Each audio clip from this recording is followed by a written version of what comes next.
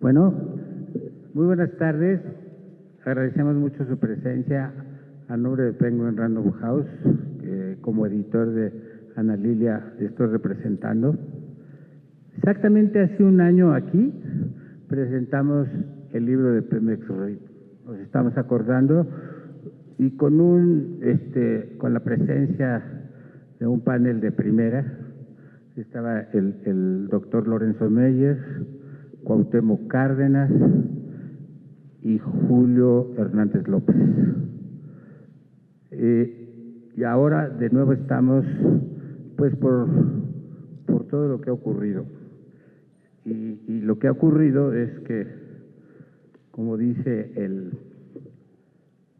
la nueva edición del cártel, pues que hubo un reconocimiento prácticamente oficial a la investigación de Ana Lilia sobre huachicoleo, que en buena parte fue la base para hacer el ataque que hemos visto a este flagelo.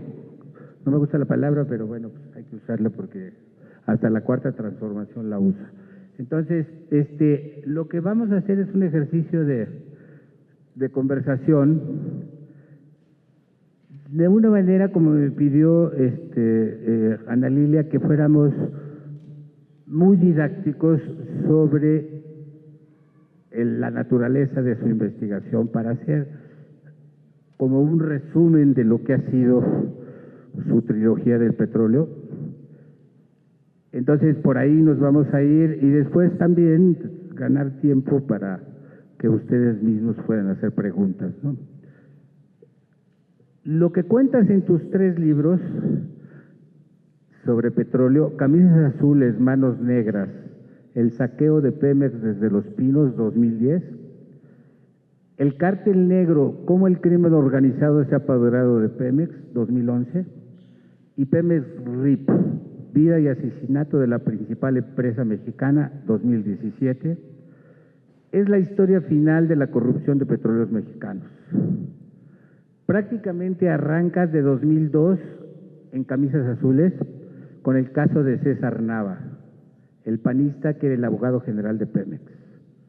Pero antes del primer sexenio del PAN en la presidencia ya había habido muchísima corrupción. ¿Podrías referirte a ello y también a tu punto de partida en el primer libro que publicas y que presenta tu investigación periodística que ya venías realizando de tiempo atrás? Esa sería la pregunta, es decir, que nos diga cómo se inician los antecedentes que le sirvieron para hacer la investigación y qué fue el punto de partida.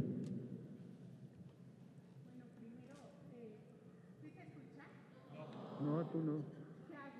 Te doy Bueno. Gracias, Ariel, por ser compartido. Ariel Rosales es mi editor. Prácticamente ha llevado de la mano toda la obra, así que yo me siento muy contenta de que esté él hoy aquí conmigo. Pero principalmente, antes de responder, quisiera agradecer a todos ustedes por estar aquí.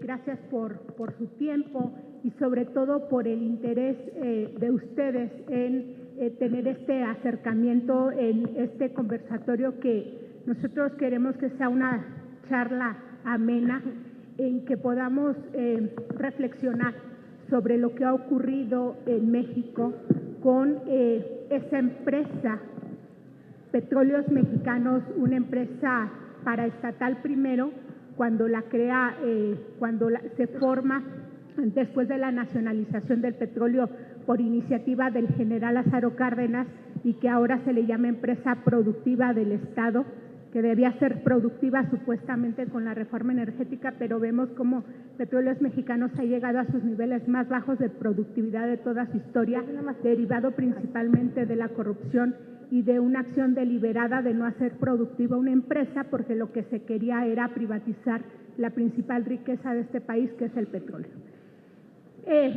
¿Cómo empiezo esta obra? Bueno, yo soy periodista que hace investigaciones, publico en diversos medios de comunicación Y la idea del libro Camisas Azules, Manos Negras, el saqueo de Pemex desde Los Pinos, era ir documentando a partir de esta idea. Ustedes recuerdan aquellos gobiernos de la alternancia, que se decían los gobiernos que iban a acabar con el gran problema de la corrupción, que ha sido el flagelo en México durante muchos años. Y decían que era el gobierno de las manos limpias incluso.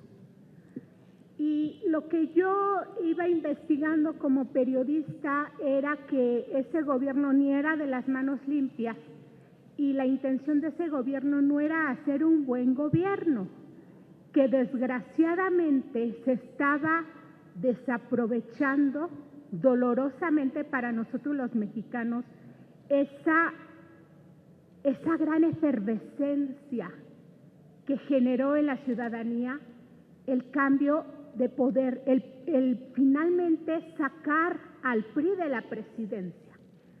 ¿Recuerdan ustedes aquella etapa de júbilo de decir finalmente el PRI se fue porque era un mal partido y ya era algo inaceptable? Y ese gobierno que llegó gracias a la esperanza de muchos ciudadanos estaba traicionando a la ciudadanía, porque lo que estaban haciendo eran negocios particulares. ¿En dónde? En la principal empresa de este país. Por eso es que el libro Camisas Azules, Manos Negras tiene una portada donde está el presidente en turno, Felipe Calderón, y un hombre que era su mano derecha en la industria petrolera, César Nava, abogado de Petróleos Mexicanos, después dirigente nacional del PAN, y era parte de un grupo compacto con que Felipe Calderón llevó primero la Secretaría de Energía en tiempos de Vicente Fox y posteriormente llega a la presidencia. Cuando yo hacía mis investigaciones, tuve, entre diversas investigaciones que estaba realizando, tuve una reunión con un alto funcionario de Pemex que se detalla en el libro y que ya es de muchos conocido, el director de Pemex Exploración y Producción, Luis Ramírez Corzo, después director general, que él revela este supuesto tráfico de influencias de los hijos de Marta Sagún en Petróleos Mexicanos.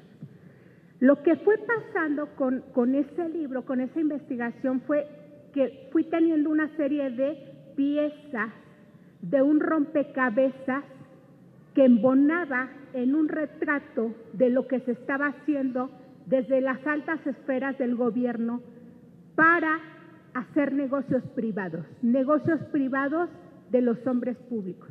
Y esto lo describe muy bien el maestro Miguel Ángel Granados Chapa, que fue el prologuista de ese libro, y él habla también de cómo ese libro desnudaba esta doble moral de gente de un partido que se había aprovechado de la ciudadanía mexicana para… Granados Chapa subraya eso, es decir, la hipocresía, que por qué el partido que se suponía que iba a ser el partido que nos iba a salvar, etcétera, etcétera, estaba haciendo lo mismo.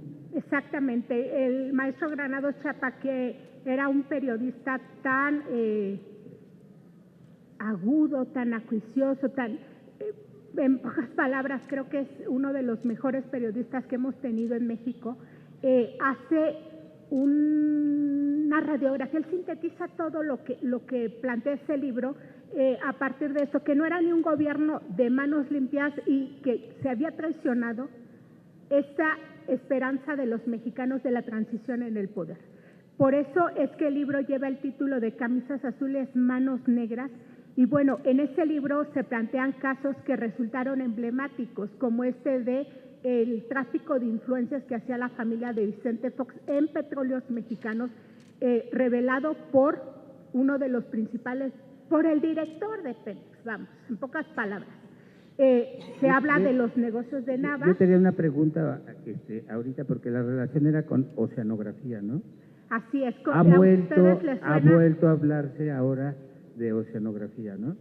Si les suena esta empresa de oceanografía, yo fui la periodista que investigó esa empresa desde esta revelación periodística los beneficios que tenía esta empresa, eran reales esos beneficios, una empresa que no tenía nada, que despachaba en un departamento de un edificio derruido en la Ciudad de México y que después aparece teniendo aviones privados donde viajaban políticos, por cierto, candidatos presidenciales también viajaron ahí, alcaldes también viajaron ahí, y todo a partir de este manejo turbio que se hacía en Petróleos Mexicanos con la asignación de contrataciones de obra pública y de servicios.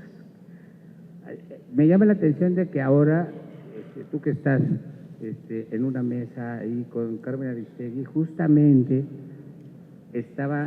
hubo una carta del director de creo que el director de comunicación de Oceanografía, en donde al volver sobre el tema, él dijo que ellos habían quedado exonerados por la justicia, etcétera, etcétera. Es decir, en este momento, ¿qué puedes decir de Oceanografía?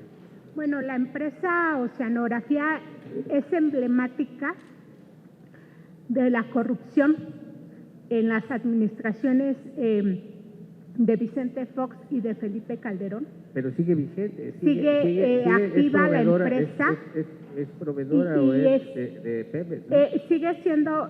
Sigue en el padrón oficial, pero es uno de los grandes pendientes que tiene este nuevo gobierno. Vamos, cuando el gobierno ha hablado del combate a la corrupción, lo cual celebramos todos los mexicanos, tiene una tarea bien grande en muchas áreas.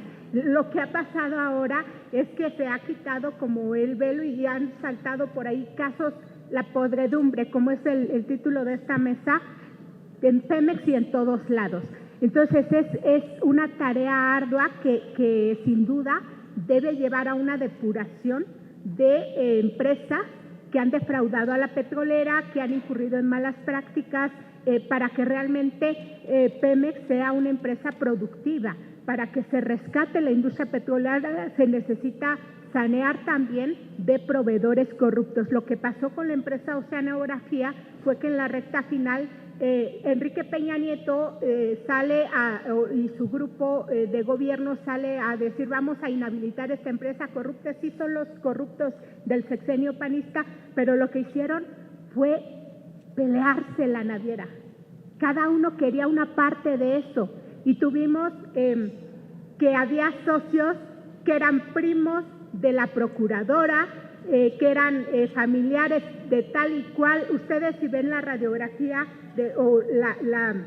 el organigrama de funcionarios de Oceanografía, de sus accionistas, de esa empresa derruida de tiempos de Vicente Fox, se convirtió en un emporio donde todos querían su tajada.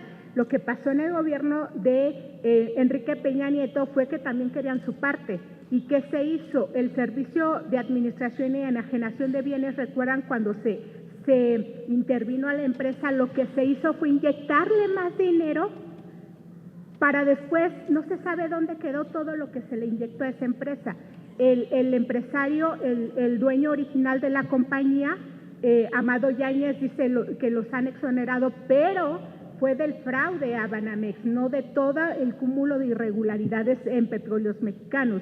Creo que el caso Oceanografía es uno de los grandes casos pendientes actualmente, pero además porque cuando el gobierno de Enrique Peña Nieto intervino la empresa, más de 4,000 trabajadores fueron despedidos sin las liquidaciones correspondientes. Ok. Pasemos al cártel negro. El cártel negro apareció en el último año del sexenio de Felipe Calderón. Y todos los que lo leímos, entre ellos Carmen Aristegui, quien escribió el prólogo. Carmen es maestra en prólogos, al grado de que hasta la demandan y además gana. Decía que todos los que leímos quedamos impresionados por la forma tan exhaustiva en que documentas en este libro cómo prácticamente el crimen organizado se apoderó de Pemex y cómo también el gobierno implícitamente se lo entregó. Justamente lo que también nos impresionaba era que ante toda esta situación criminal perfectamente documentada, el gobierno no hiciese nada, no moviera un dedo. Tuvieron que pasar más de 7 años después de la aparición de tu libro para que el gobierno, un nuevo gobierno, se decidiera a actuar en contra de esa situación. Por cierto, a partir de todas tus aportaciones, como reconoció el propio presidente López Obrador, fue que se hizo todas las acciones contra el huachicol, o por lo menos estas primeras acciones. ¿Qué opinas desde la perspectiva actual sobre lo que acabo de sintetizar acerca del cártel negro? Yo tengo seis libros publicados con Random y el cártel negro es la investigación periodística más difícil que he realizado, más riesgosa y con más implicaciones en muchos sentidos. El cártel negro me llevó a tener que buscar, a permanecer en asilo en Alemania, porque cuando yo comencé a investigar el robo de combustible, el libro El cártel negro hace la revelación de la práctica del huachicol. Uno de nuestros capítulos se llama Huachicoleros, que en este capítulo definimos que huachicolero no aparece en ningún diccionario, no hay una definición para eso. Ya la academia, por cierto, está trabajando en una definición. Sí, lo sé porque me han consultado algunas de estas pesquisas. Este libro fue la primera investigación que planteó, que reveló esa práctica. Pero cuando yo hacía esa investigación era un tema tabú. Era un tema tabú que ni el gobierno quería que se supiera, ni los militares querían que se supiera, ni los huachicoleros, ¿verdad? Por supuesto. Y los huachicoleros pues eran los funcionarios de Pemex también, eran los cárteles de la droga, grupos de empresarios, eran los gasolineros donde cualquiera de nosotros podía cargar gasolina y cualquiera podía ser huachicolero. Y bueno, la muestra quedó claro ahora que salen estas acciones oficiales y que por todos lados asoma de nuevo la podredumbre. Pero cuando yo empecé a investigar esto, era yo contra todos los huachicoleros. Yo quería interrumpirte un segundo para leer el principio del capítulo. Sí, porque, es muy elocuente. Porque además aquí está muy bien reflejado, muy bien retratado el estilo de investigación periodística que hace Ana Lilia. Entonces, sin más, les voy a leer página y media de este inicio del capítulo de Huachicoleros. Salamanca, Guanajuato. En lo que parecería un terreno baldío, aunque bordeado con malla ciclónica, cubierta con sacos unidos entre sí con amarres, se encuentra un cuartucho de 3 por 3 metros, de ladrillo rojo y adobe, sin puertas ni ventanas. Hay mangueras de distintos grosores y herramienta mecánica. Afuera de la construcción, en el terreno, hay 35 tambos de plástico de 200 litros, sucios y gastados. Chorrean un líquido amarillento, brillante, viscoso, que se evapora con la luz del sol. Se encuentran 8 tambos más debajo de una porción del techo de lámina que cubre la casita. Junto, un galerón que con una pinta al frente del muro se anuncia como pensión para autotanques. A un costado hay una vivienda color amarillo que se exhibe sin divisiones como parte del mismo predio. La superficie, que abarca del número 1300 al 1302 de la calle Paseo Río Lerma en la colonia San Juan de la Presa, presenta un diario trajinar de pipas y camiones cisternas que ingresan en su interior para que se les extraiga parte de su carga: aceite lubricante, gasolina y diésel, vaciados mediante mangueras de alta presión que se colocan en las válvulas del tanque, que en pocos minutos rellena tambos, bidones, cubetas y hasta tinacos rotoplas. Desbordantes, estos recipientes se suben a la pick-up y camionetas de media tonelada o en la cajuela y el asiento trasero de vehículos particulares, en los cuales se distribuyen a los clientes refaccionarias, talleres mecánicos, vulcanizadoras, centrales camioneras, transportistas de todo tipo en Guanajuato y Querétaro, que previamente hicieron su pedido vía Nextel o por celular y que pagarían en efectivo. En cuanto el portero permite el acceso al vehículo, el encargado de la extracción coloca las mangueras que se guardan en el sitio, mientras otro alinea los bidones que se habrán de llenar. Ejecutada por manos expertas, la operación asemeja la línea de embotellado de garrafones con agua en una purificadora. Pipa tras pipa, el tubo flexible parece una sanguijuela pegada al cuerpo humano. Esa es la analogía, ectoparásitos de hidrocarburos. Lo que estos hombres hacen se conoce como huachicolear, verbo cuya conjugación no está inscrita en ningún diccionario, forma parte de la jerga petrolera. La definición sería robar combustible o cualquier petrolífero de pipas y camiones mediante mangueras. ¿Quién no ha huachicoleado alguna pipa parada a orillas de la carretera? El que no lo haya hecho, que tire la primera piedra, dice el conductor de una de las líneas de fleteros que más embarques hace para Pemex. Aquí me detengo, sigue la descripción, porque ahí ahora es cómo el mismo ejército ve que pasan los camiones, cómo sabe toda la población que ahí se hace el huachicoleo, y solamente subrayo que esto fue escrito, más bien publicado, en 2011. Sí, y aquí era importante que el capítulo huachicoleros se documentara desde Salamanca. En Salamanca, en Guanajuato, hay una refinería, una de las 6 refinerías que tenemos en México, y esta es la cuna del huachicoleo. Ahí empezó esta práctica, que se fue extendiendo al resto de las refinerías de México, una práctica que empieza en el robo de pipas, de hidrocarburos de pipa mediante mangueras, y después se empezó a huachicolear en toma clandestina y después en barco, y por todos lados se le roba a Pemex. ¿Y quiénes roban? Los huachicoleros, eso es de cuello blanco, y los que sí se ensucian las manos. Este libro, además del trabajo de reporteo directo, tenía como sustento los propios informes que hacían los auditores de Petróleos Mexicanos militares que se encargaban de vigilar las instalaciones de Pemex, y que ese tipo de reportes los clasificaban como confidenciales.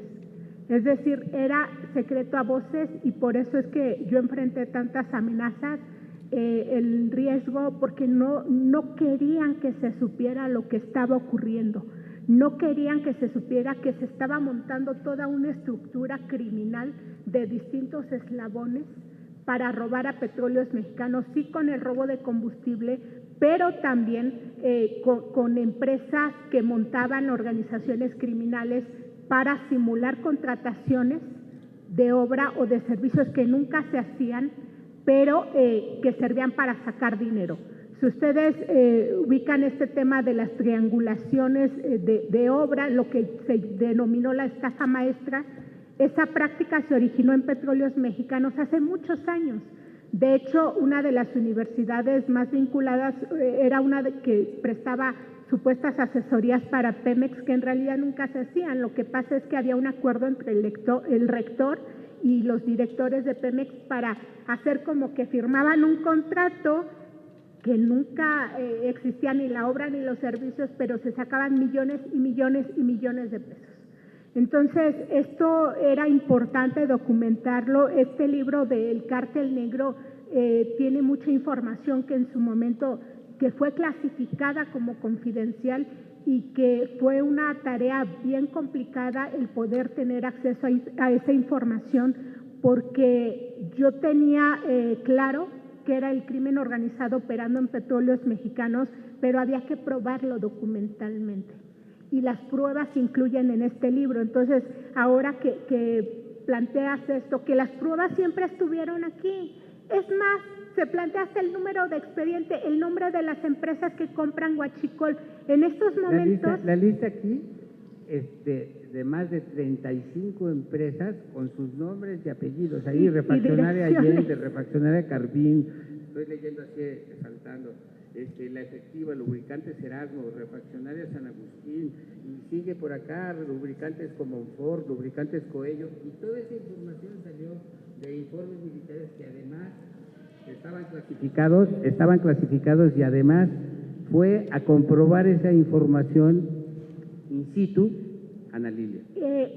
Y aquí el tema es, bueno, el periodista está haciendo trabajo que debía hacer la autoridad. Estaba yo informándoles hasta dónde estaba la huachicolería. Así le llamaban, aquí está. Los huachicoleros decían la huachicolería que está por allá. Y en estos tiempos decían Guanajuato. El 80% de los negocios compran huachicol. Eso decían los militares que vigilaban las instalaciones de Pemex, los auditores de Pemex, y yo me fui a documentar todo esto. El periodista tiene una pista, pero el periodista tiene la obligación de confrontar la información. Entonces, se muestra, mis libros incluyen documentos, están los documentos de empresas gasolineras que eran de los Zetas, de familiares de los Beltrán Leiva, de gente del cártel de Sinaloa. Están los contratos, yo publiqué los contratos que Pemex firmó para permitirle a esos grupos del crimen organizado tener gasolineras. Aquí, por ejemplo, en la página 169 están 3 documentos que dice elementos de policía interna despedidos por su vinculación u omisión en el robo de hidrocarburos. Aquí militares están. todos militares. Entonces, se publica el libro, fue una decisión bien difícil publicar ese libro, porque yo ya tenía amenazas, yo tenía que estar con guardaespaldas, tenía que tener un sistema de seguridad muy complicado para un periodista, y todavía cuando tuve información que en Pemex no querían darme y que pusieron 10 abogados a negarme la información y que me acusaron de hacer un uso excesivo de mi derecho a la información, gané yo esa batalla jurídica. Yo no soy abogada, yo soy periodista, y mi único argumento era que los ciudadanos tenían derecho a saber lo que ocurría en Petróleos Mexicanos, tenían derecho a la información. Y todavía recuerdo cuando fui a la torre de Pemex a recoger mis carpetotas ahí, y que el general que tenía que vigilar las instalaciones me gritoneaba: ¿qué va a hacer con esa información? ¿Para qué quiere esa información? Y era toda la presión y la presión. Tuve acceso a una serie de auditorías donde tenía que ir a revisarlas en las propias instalaciones, y me hacían que me quitara el celular, nada, unas hojitas, una plumita, y ponían a militares a vigilar en la mesa, que era todo lo que yo estaba escribiendo. Y vamos, era un acoso contra el periodista para evitar que haga su trabajo. Pero el trabajo se hizo al Pero final. tú habías hecho todos tus trámites en el INAI, sí, todas sí, esas cosas que se tienen que hacer. Son distintas herramientas las que tiene el periodista para hacer su trabajo. Está el sistema de transparencia, que es un derecho de todos los ciudadanos, no solo de periodistas, es un derecho que tenemos los ciudadanos, el poder tener información de interés público, información que debe transparentar el gobierno. Hice trabajo de reporteo, hice entrevistas, visité zonas petroleras de todo tipo, pude ver directamente cómo en las zonas de la cuenca de Burgos, en el Golfo de México, grupos del crimen organizado ordeñaban directamente los pozos. Vamos, ya era una industria que ellos tenían para ellos, de la que estaban ganando millones de dólares. Es más, eran exportadores de petróleo a Estados Unidos. Sus clientes eran petroleras estadounidenses, y mientras teníamos un presidente que oficialmente decía que estaba combatiendo a los cárteles de la droga. Perfecto. Y vuelvo a plantearte esta pregunta, ¿no? De que cómo fue posible que estuviera toda esta información y no se hiciera nada. Bueno, hasta ahora se hace. Hay otra cosa que yo quería decir, que a lo largo de muchos años que venimos publicando con Grijalvo y ahora que se llama Penguin Random House, que venimos publicando estos libros, nosotros tenemos una consultoría jurídica que antes de publicar los libros los revisa de pe a pa, pero no para ejercer la censura de ninguna manera, sino para ver por dónde podría colarse una demanda de un particular en contra de la autora y por supuesto también de la editorial que lo publica. Entonces se hace un análisis jurídico y a veces, bueno, pues hay matices que se pueden hacer del lenguaje para no acusar, pero eso sí, siempre documentando. Y eso yo puedo decir que de las autoras de investigación periodística o de los autores de investigación periodística más rigurosos, no da un paso, no dice una denuncia si no tiene todos los elementos documentales. Pasaba con 10 y mención honorífica las consultas jurídicas de nuestros abogados, sus diagnósticos jurídicos de sus libros, por ese esmero, por esa cosa tan disciplinada de no dar un paso si no hay un documento. Por eso también en los libros está lleno de documentos, pero yo creo que de una manera en que hasta se vuelve amable, ¿no? Por página no, sino que se van mostrando, sobre todo los más importantes. Están los otros que en su momento podrán salir si es necesario, ¿no? Pasamos al último libro, que se llama Pemex RIP. Entonces yo quisiera que nos hicieras algunas consideraciones sobre este último libro, que es un resumen de todo lo que venía, no resumen porque es un libro más voluminoso que los otros, pero es como una recapitulación de toda la información que tiene para declarar, espero que en sentido metafórico, la muerte de la empresa Petróleos Mexicanos. Entonces mi pregunta sería que si podría resumir los argumentos fundamentales que le llevan a sostener esto. Y añadiría una pregunta más después de que nos conteste esto, y es si este cadáver, como ella lo decreta, logrará resucitar, como también nos han prometido. Como Lázaro, el resucitará. Sí.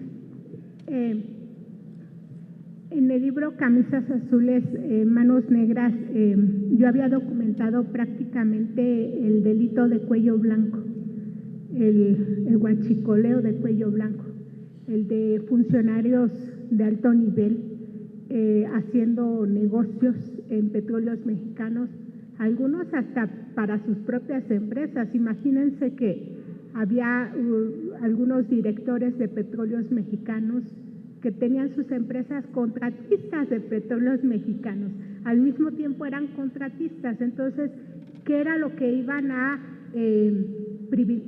privilegiar ellos en los negocios que hacían? Pues los negocios para ellos y para sus amigos y para todo su familia, y bueno, esa era la gran tragedia en el Pemex de ese tiempo. Después voy con el cártel negro, donde ya veo que mientras los funcionarios hacen sus negocios con irregularidades, con delito de cuello blanco, pues los de mediano y nivel más bajo en la estructura de Pemex están haciendo sus propios negocios, que es el huachicoleo y otro tipo de negocios criminales, como es de operar empresas supuestamente contratistas de Pemex, pero que usan para lavar dinero o para cobrar derecho de piso también.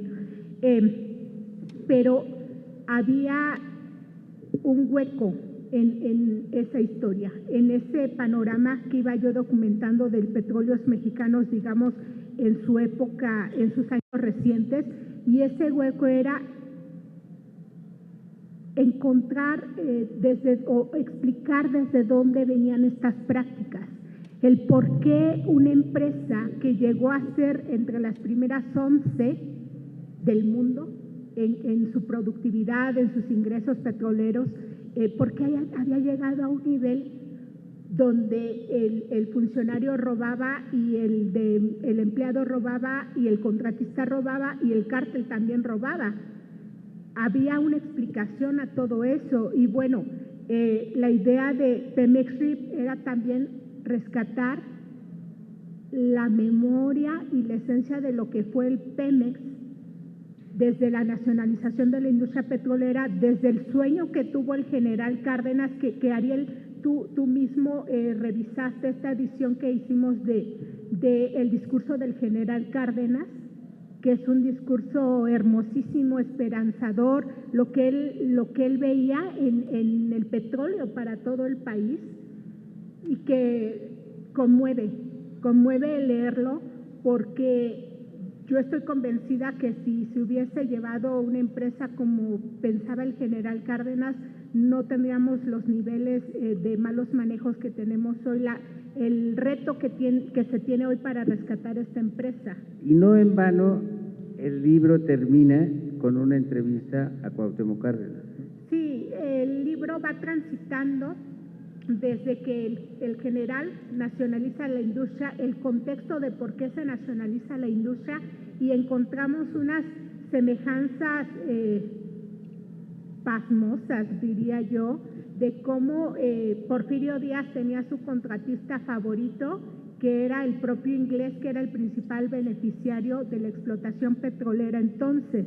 Y este libro se cerró en tiempos en que Enrique Peña Nieto estaba el caso de la empresa Odebrecht, ya con esta trama de sobornos a nivel global, y que cuando uno ve lo que se hacía en tiempos de Porfirio Díaz con las contratistas y ve lo que se hacía muchos años después con Enrique Peña Nieto, vemos cómo ha sido una práctica, desgraciadamente, de la clase política, del funcionario público, el buscar tener ese lugar en el gobierno para hacer sus propios negocios, para sus propios beneficios.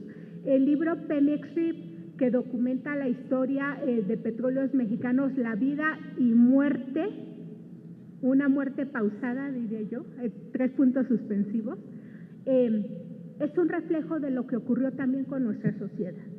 Es un reflejo de el daño que la corrupción ha hecho para nuestra propia sociedad. Para mí era también un compromiso recuperar esta parte, porque en mis investigaciones he tenido fuentes de información de muchos tipos, y entre ellas tuve la fortuna de hablar con los viejos petroleros que llegaron a ser, por ejemplo, de la industria petroquímica aquí en México. Tuvimos la petroquímica más productiva del mundo, y la petroquímica es ahora mismo el mejor negocio que puede haber a nivel internacional. ¿Quién creen que tiene la petroquímica, la joya de la corona de la petroquímica? Odebrecht. Ese era su principal negocio. Lo de los sobornos por sus contratos eran cacahuates, eran las propinas. Ellos tienen el principal negocio todavía, y es otro pendiente. En el estado de Veracruz se les asignó un contrato para que tuvieran esa parte de la petroquímica que en México hizo de Pemex una de las empresas más productivas.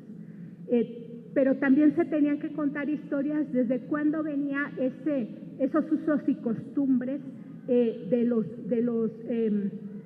dirigentes sindicales, por ejemplo, de vender plazas en Pemex, de alquilar plazas. Ahora las plazas, como ya no hay plazas nuevas, comenzaron a alquilarlas por mes, por semestre. Estos usos y costumbres también se debían documentar, porque era otra parte del desgaste a las finanzas petroleras, pero sobre todo yo quería que quedara memoria de lo que fue la principal empresa de este país y quiénes fueron los responsables de llevar a Pemex a su desplome.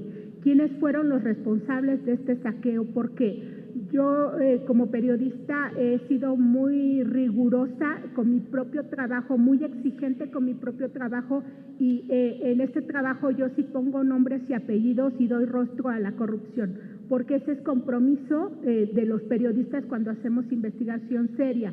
¿Y por qué? Porque el periodismo es una disciplina que tiene como función no solo el informar a la sociedad, sino tiene el privilegio, pero al mismo tiempo el compromiso de plantear información de interés pública para que tenga una incidencia positiva en la sociedad.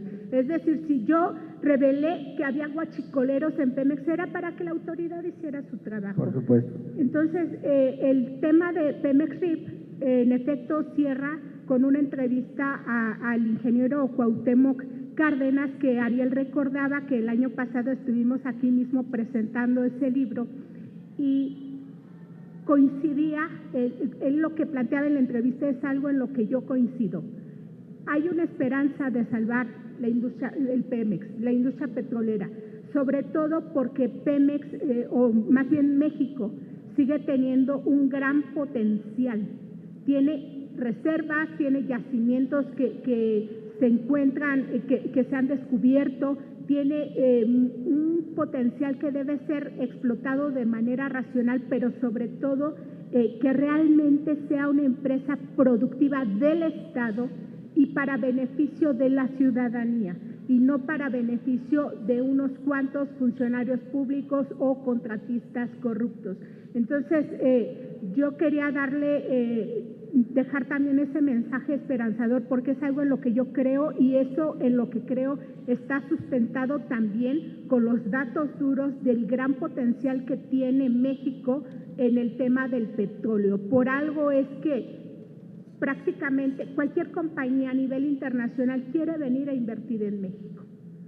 Hay un interés en la industria petrolera mexicana. Entonces, aquí el compromiso del periodista era también plantear con qué cuenta Pemex en estos momentos, pero todo, digamos, la redirección que se dé a Petróleos Mexicanos tiene que estar basada primero o teniendo como base el combate a la corrupción. Bueno, parece ser que Lázaro puede resucitar. Pues parece que sí, esperemos que sí. Y con esto terminamos, pero quisiéramos pasar ahora la voz a quien quiera para hacer preguntas. Por allá se alzó una mano la señorita allá atrás. ¿Tienen el micrófono por allá? Allá, mira, fue la primera mano ella.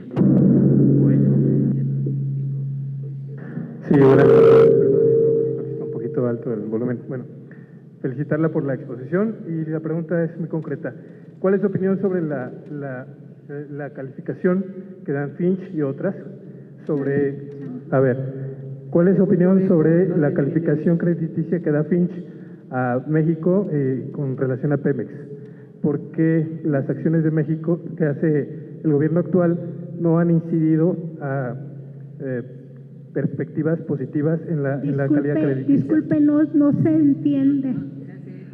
Sí, a ver, ¿ahora sí? Bueno. A ver, ¿sí? ¿Ahora sí? Ok. A ver, la pregunta es, ¿cuál es su opinión respecto a la calificación crediticia que dan Finch y otras calificadoras respecto a los resultados de Pemex, y por qué no han permeado positivamente las acciones del gobierno federal al combate al huachicol con relación a esta calificación crediticia? Son los dictámenes. Lo que quiere saber es respecto a los dictámenes. Sí, exactamente. Han degradado la calificación crediticia de Pemex, y aún así tenemos esta riqueza petrolera. ¿Cuál es la razón de fondo que usted considera que ha provocado esta baja de calificación a México? La calificación crediticia, Exacto. decía usted. Bueno, primero debemos tener claro que las primeras calificaciones que se hicieron de Pemex, que ya estaba el nuevo gobierno, pero la calificación correspondía a periodos anteriores. No tenía que ver con las iniciativas nuevas o con el portafolio de negocios nuevos.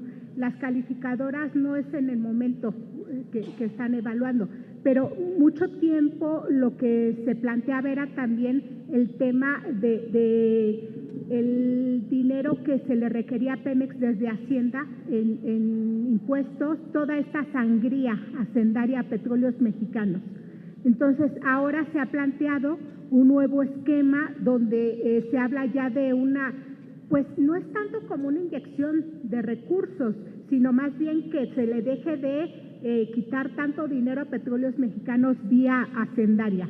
Y está el tema bueno, el combate al robo de combustible fue bien recibido a nivel internacional, porque además este era un tema que no solo afectaba al mercado mexicano. Miren, cuando yo presenté el libro El Cártel Negro, me invitaron a dar una charla privada a ejecutivos del sector petrolero a nivel internacional.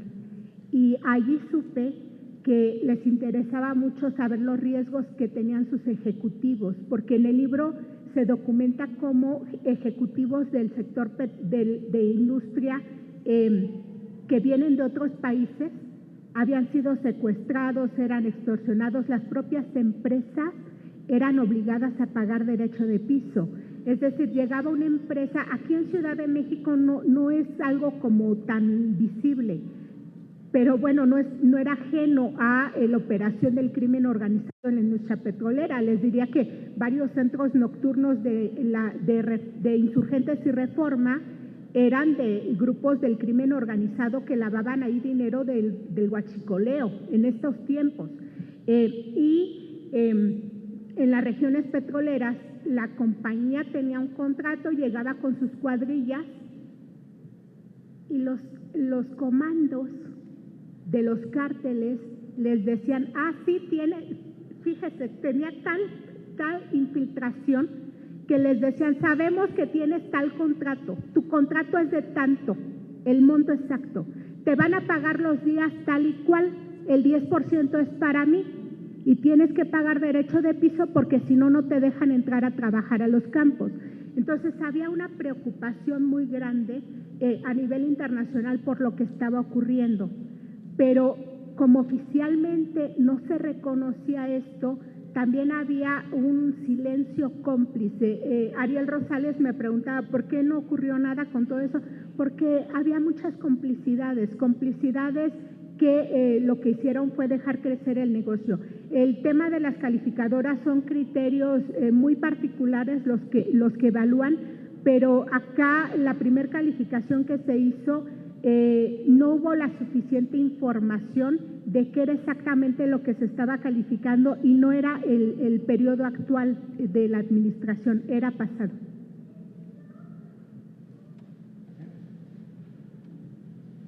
A ver, le van a pasar el micrófono.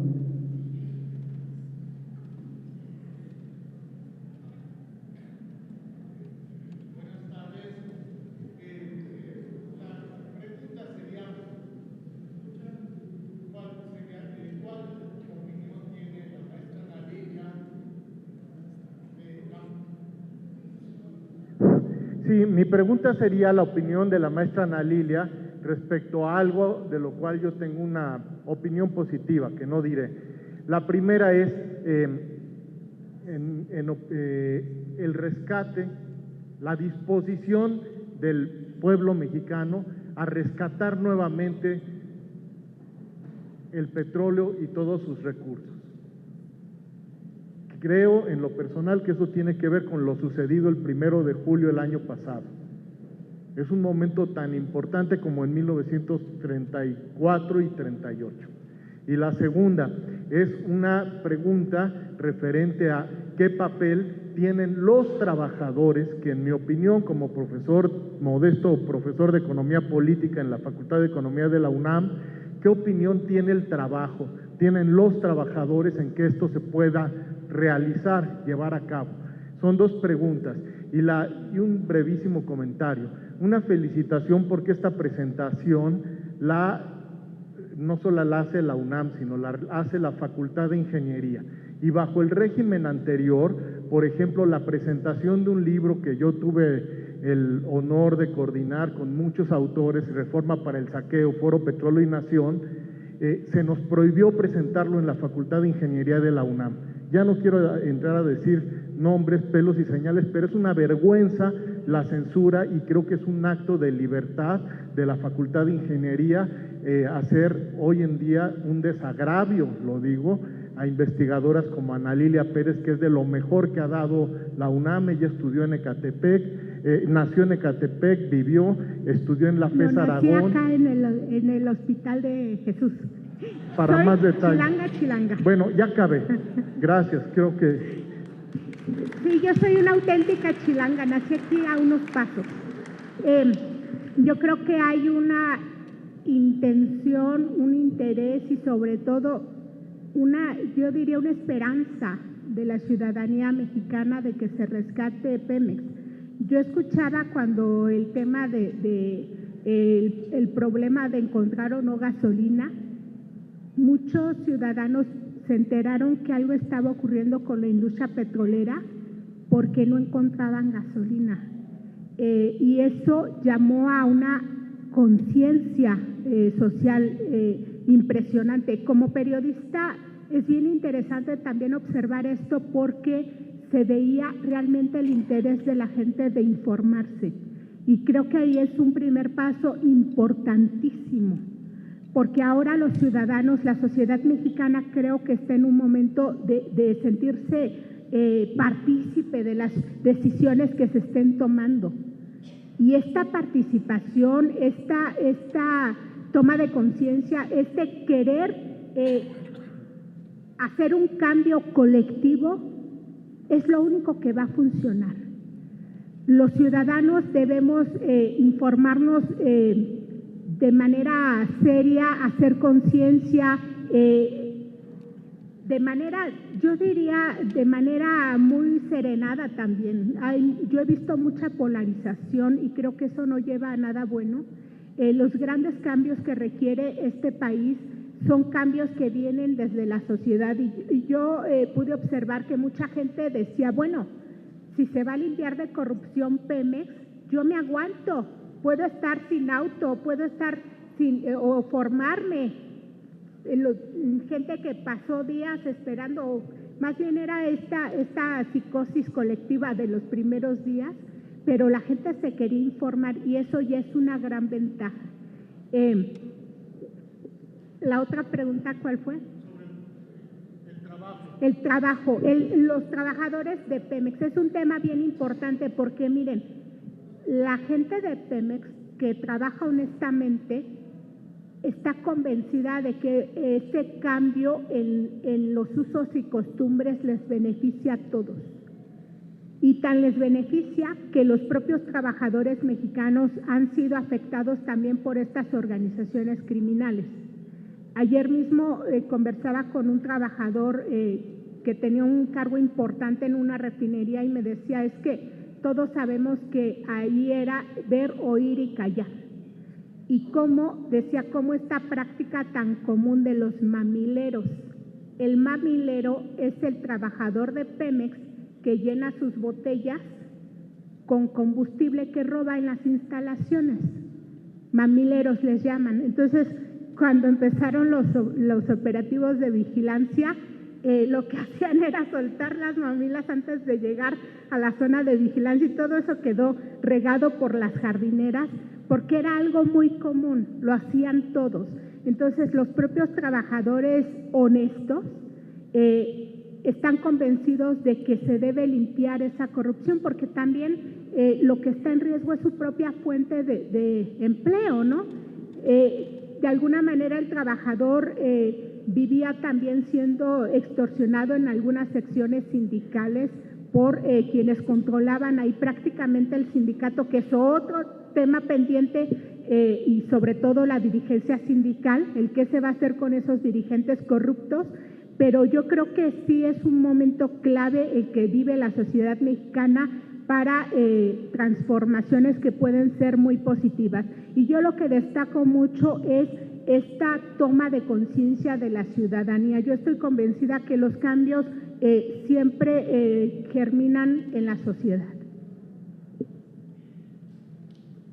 ¿Otra pregunta? Buenas tardes, señorita Ana Lilia. Mi nombre es Edgar Hernández Flores, soy trabajador de Petróleos Mexicanos del área de plataformas marinas. Mi régimen contractual es sindicalizado. A partir del año pasado, del mes de mayo, fui rescindido de mis labores por atreverme a denunciar una red de corrupción que existe en mi área de trabajo. Actualmente soy candidato a secretario general por mi sección, buscando pues sacar toda la corrupción, ¿verdad?, que hay y que pues conozco perfectamente bien en mis más de 29 años que tengo trabajando en la industria petrolera. Le quiero hacer una sola pregunta. Actualmente ya ve que el señor Romero de Champs tiene un escándalo de corrupción que pesa sobre él muy fuerte. Muchos escándalos, pero ¿usted cree que nada más que él está implicado en todo lo que está sucediendo a la industria? Porque yo, actualmente Petróleos Mexicanos tiene una política y principios que es la seguridad, salud y protección ambiental. Entonces, cuando él adquiere el cargo de secretario general, nuestros estatutos sindicales nos obligan, ¿verdad? Él tiene que cumplir unas funciones, unas normas de acción, que son las funciones, obligaciones y atribuciones. Entonces, esto que está pasando realmente en la industria no es solamente sindical, o sea, él tiene que ver y ojalá pague por todo el daño que se le ha hecho a la industria. Yo en lo personal metí una denuncia, hay una denuncia penal en la PGR que ahorita le quieren dar carpetazo a mi asunto, está en Ciudad del Carmen, Campeche. Ojalá se pueda hacer algo porque tengo todo para demostrar lo que está sucediendo. Bueno, lo muchas que gracias. aquí se está Arriba Lula, comentando, muchas gracias. Yo estoy con Lula. Lo que aquí está comentando el compañero es parte de lo que se ha planteado de cómo los propios trabajadores han sido afectados, porque miren, el sindicato tiene un contrato colectivo de trabajo que parecería una maravilla, con excesos, porque cada mes Petróleos Mexicanos le da 8 millones de pesos a la dirigencia sindical para que mantengan sus oficinas de acá de la colonia en Zaragoza, aquí en la colonia Guerrero. 8 millones, y yo me puse a verlas en qué gastaban esos 8 millones, o sea, lo pagamos todos, porque es dinero de Pemex. Y me encuentro facturas donde compran cremas para hemorroides, tratamientos de belleza,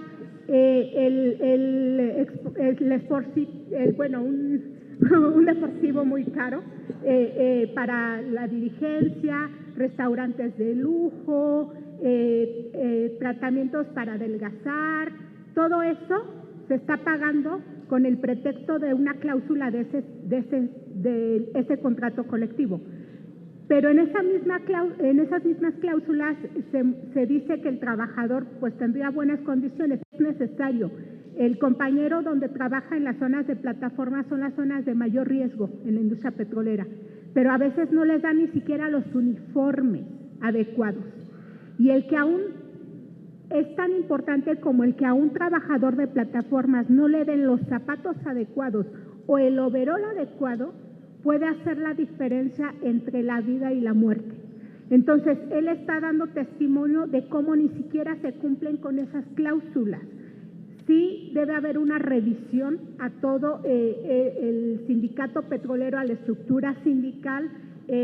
Yo los invitaría a que lean el capítulo del sindicato en el libro Pemex RIP, donde se documenta cómo desde sus orígenes la dirigencia del sindicato petrolero estuvo corrompida y hasta la actualidad.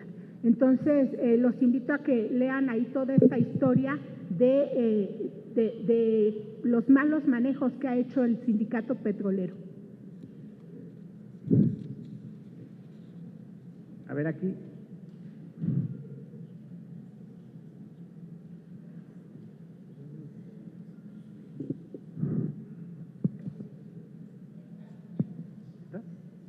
¿Se oye? Buenas tardes. Una pregunta, ¿ya hay alguna acción legal sustentada en todas las carpetas que menciona? ¿Sí me escuché? No escuchamos bien. Que si hay alguna acción legal sustentada en las carpetas de las investigaciones que hicieron ustedes. Que de las carpetas de investigación que se hicieron No, ahí. dice Ana Lilia que llegó con una serie de carpetotas. Ese es algo que está en Pemex RIP, que por una gestión que hizo en el INAI, le tuvieron que entregar copia el propio ejército. De las bitácoras que el ejército hacía, los militares hacen una revisión directa en los ductos, una tarea de celaje, se le llama, que van revisando. Y cada evento, le llaman ellos, era algún incidente, alguna toma clandestina, algún comando que se encontraban por ahí y levantaban una bitácora. En esa bitácora se detallaba todo lo que pasaba en los ductos. Yo tuve, fue el acceso a esas bitácoras lo que legalmente pedí. Y que tuvieron que entregar copias. Versiones. A eso se refiere. De las carpetas. Pero la pregunta es si esa información sirvió o va a servir, o alguien ha utilizado esa información para hacer alguna acción legal contra todas estas personas. El periodista tiene como tarea documentar la información. Pero nadie la tomó. El periodista hace investigaciones de este tipo. El periodista tiene la tarea de informar lo que está pasando.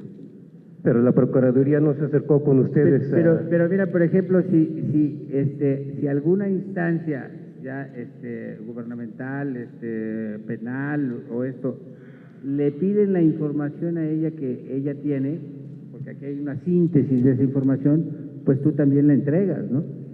Claro, en este libro están no solo esas carpetas, aquí están números de auditorías, todo acreditado documentalmente. Cuando decimos respaldado documentalmente es porque se da santa y seña de que existen expedientes que ya estaban documentando cómo la dirigencia sindical, por ejemplo, ocultaba el robo de combustible en Petróleos Mexicanos o protegía a empleados que robaban combustible.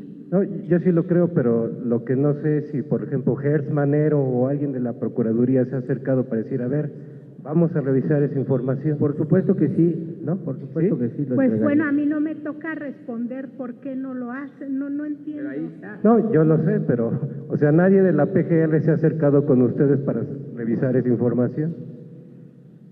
No las anteriores, ¿no? Esperemos que ahora la Fiscalía Autónoma pueda hacerlo. Y hay por ahí alguna iniciativa de hacer investigaciones, creo que a partir de la Cámara, ¿no? De la Cámara de Diputados, a partir de los documentos, de toda la información que ha reunido Ana Lilia. Ahora, nada más para que vean el panorama tan amplio que hay, aquí nos estamos tratando el huachicoleo y otros temas, pero son muchísimos. Hay un capítulo que a mí, en lo particular, cuando edité el libro, me llamó muchísimo la atención, que también está totalmente documentado, y es el asunto de los accidentes y de los desastres ecológicos que han ocurrido, los accidentes humanos, los muertos con las explosiones en plataforma, con todas las cosas estas que hemos sabido y que los incendios y todo eso está documentado también aquí.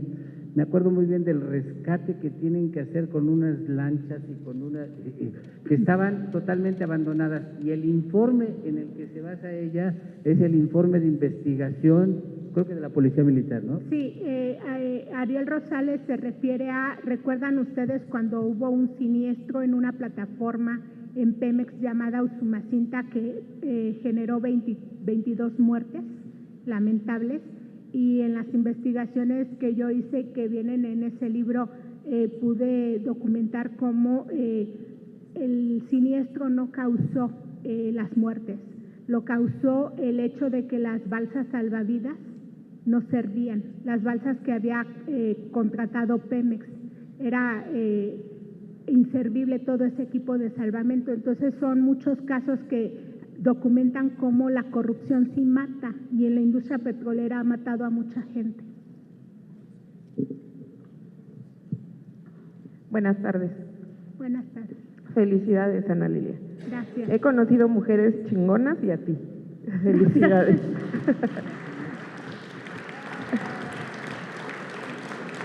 Ana Lilia, el editor mencionó al principio de esta conferencia que esto había sido la base para que el gobierno federal actual actuó como actuó. ¿En qué momento de toda tu investigación, porque tienes más de 15 años investigando esto, en qué momento de toda tu investigación se acerca el gobierno federal actual, y si se acerca, a la investigación para tomar la decisión que tomó recientemente? Bueno, algunos funcionarios del actual gobierno conocen de mi trabajo desde hace mucho tiempo, porque hay funcionarios actuales que han estado muy vinculados a la problemática que había en Petróleos Mexicanos. En el libro Camisas Azules, Manos Negras, que fue el primero que hice en esta trilogía, yo hablaba de cómo con quien lleva hoy el cargo de secretaria de Energía, con ella hacíamos un análisis precisamente de la privatización de la industria petroquímica. Ya era una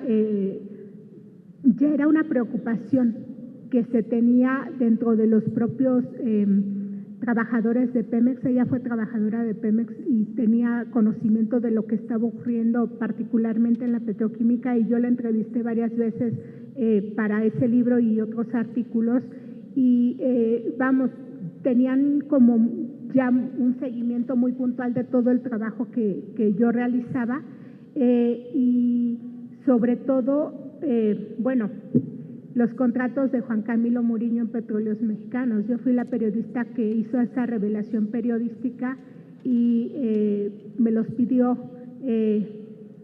Andrés Manuel López Obrador, y entregué esa documentación porque yo ya la había publicado. Y cuando un periodista publica algo, ya es para que lo pida. Me lo pidió él, pero me lo pidió también gente de otros partidos y eso fue en un debate, ¿no? Cuando lo sacó él fue en uno de los debates. Y después él lo exhibió en la Torre de Petróleos Mexicanos afuera en un mitin, y se acusaba a Juan Camilo Muriño de tráfico de influencias, porque eso era lo que ocurría. Cuando yo puse a disposición esos documentos que ya había publicado, y es un caso como lo que comenta el compañero, el periodista publica algo y alguien le dice, quien sea, ¿puedo tener una copia de ese documento? Claro, porque ya es de dominio público. Y cuando yo entregué esos documentos y cuando se acusó de tráfico de influencias, que en efecto lo era, yo recibí amenazas de los funcionarios de Pemex. Me dijeron, te vas a arrepentir de lo que le hiciste a Juan Camilo. Y comenzó un acoso, se intensificó el acoso en mi contra. El periodista cumple con su tarea de informar, y bueno, en este caso fueron muchos años que el gobierno hizo como que no pasaba nada, como que estaban los documentos que probaban que había cárteles de la droga, dueños de gasolineras, y ni siquiera se les rescindía el permiso. Entonces, eso lo que hizo fue permitir que creciera el mercado negro de combustible, que creciera el huachicol. La omisión que hicieron los funcionarios. ¿Y por qué la omisión? Porque ellos estaban muy interesados en hacer sus propios negocios, algunos, y otros porque también se beneficiaban. En este libro y en Pemex hay nombres de funcionarios o de sus familiares que tenían negocios huachicoleros también. Otra pregunta. ¿Sí se escucha? Primero, buenas tardes. Y Más que una pregunta, mi nombre es Pamela, soy estudiante del UNAM. Actualmente estamos, un equipo y yo, estamos haciendo una investigación acerca de esto, del robo de combustible. Como parte de esta investigación, nuestras dos primeras fuentes de información son dos de sus libros, que es Cártel Negro y Pemex RIP. Y al final de esta investigación nosotros tenemos que hacer una entrevista. Y qué mejor persona que entrevistar que una persona que ha estado investigando 15 años esta problemática. Entonces, realmente sería un honor para mi equipo y para mí si usted nos pudiera conceder esa entrevista. Sí, claro. Yo creo que sí, claro. Ahora, hay una cosa que me hace reflexionar de lo que está diciendo, y lo estábamos platicando hace un rato con Ana Lilia. Es la única investigadora periodística que ha tratado el tema. Hay, como decía por acá el compañero, por supuesto que hay investigaciones académicas que se han hecho sobre la corrupción en Pemex, pero desafortunadamente esas investigaciones no van más allá del ámbito académico. Yo creo que el gran valor de estas investigaciones, que son inmensas, amplísimas y muy rigurosas, el gran valor es que, como yo al leerles esto se los recalcaba, es cómo está contada la historia. ¿Para qué? Para que llegue al mayor número de personas. Es, a final de cuentas, investigación muy rigurosa con datos muy duros, pero en un estilo en donde todo el mundo puede entender y puede leer esto como una novela, tal vez una novela de terror, pero como si fuera una novela, ¿no? Entonces, como si fuera muy amable, lo es, como una narración amable, amena, para que todo el mundo se entere de esto. Y yo creo que en eso el trabajo de Ana Lilia es excepcional, además de que es la única periodista que se ha ocupado del tema, lo cual me llama mucho la atención. Es decir, que no haya más gente que se haya ocupado de esto, ¿no? Mi pregunta es, ¿usted cómo ve qué ha hecho Peña Nieto en cuanto a esto? ¿Qué acciones ha tomado? O, bueno, sabemos que no sirvió de nada, pero en cuanto a qué acciones tomó él. Peña Nieto, dijiste. ¿Qué hizo Peña Nieto con todo esto?